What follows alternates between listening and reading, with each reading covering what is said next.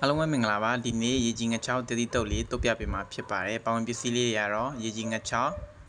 တရက်တီကျက်သွန်နီစိမ့်နနမင်းတို့ပဲဖြစ်ပါတယ်ရေကြီးငချောက်လေးတွေကိုအိုးထဲထည့်ပြီးတော့လှော်ပေးရမှာဖြစ်ပါတယ်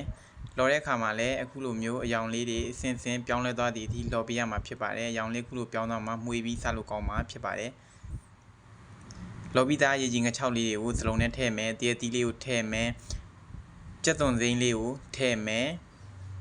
ပြီးတဲ့အခါမှာနနမင်းလေးကိုထည့်မှာဖြစ်ပါတယ်နနမင်းထည့်ရတာတော့ကတော့ဟင်းချိုမုတ်